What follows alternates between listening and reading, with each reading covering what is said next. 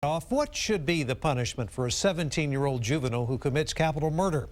That's one of the thorny issues still facing Texas lawmakers as they reconvene on Sunday to wrap up their special session.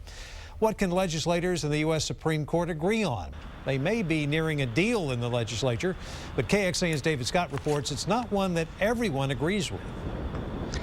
Evening, Robert. The current law in Texas is that a 17-year-old juvenile who commits a capital crime gets life without parole.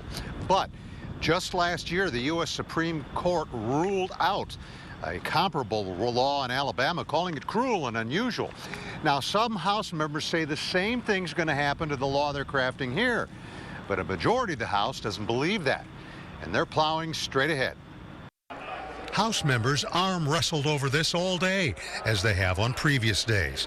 But as a consensus builds towards retaining life without parole, some wonder if it's an exercise in futility. I believe the bill right now as it stands and what's going to be passed is probably unconstitutional, and the fact that the amendment that was placed on by Representative Schaefer puts back the option for a life without parole sentence. It's not beyond this House to pass legislation that is on its face bad, and I think that's what they did today. I fought, without question as much as I could to explain to the body that this is not legislation that's going to meet constitutional muster. But Republicans believe life without parole can survive if parole after 40 years is included as an option. I think it's a great House bill. It closes a loophole in state law concerning how we can prosecute 17-year-olds who commit capital murder. It says that we have life without parole on the table, as well as a range of 40 years of eligibility of parole. So it's a stronger bill than the original version. House members believe the Senate will go along with whatever they come up with. But will the Supreme Court? Some do speculate about what the Supreme Court will do, but this is the Texas legislature, and we have our own effort to pass bills. And so ultimately, I think we'll be right. And what about parole after 40 years?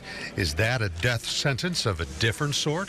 Basically, it's either life or life. And so at the end of the day, I don't believe it'll meet constitutional muster, and I believe it's, once again, another bill that we've passed out of here that's more politically based than logically based. Now, the Travis County Juvenile Public Defender, Cameron Johnson, did not return any of our many calls today for comment. I can tell you this, there are 25 inmates in Texas prisons right now serving life without parole under that juvenile law, and you can be betting that they're watching what's going on here this weekend just about as closely as anybody. At the Capitol, David Scott, KXAN News. And according to the Department of Justice, in the year 2010, juveniles committed 766 murders in the United States. That is 8% of all murders committed that year.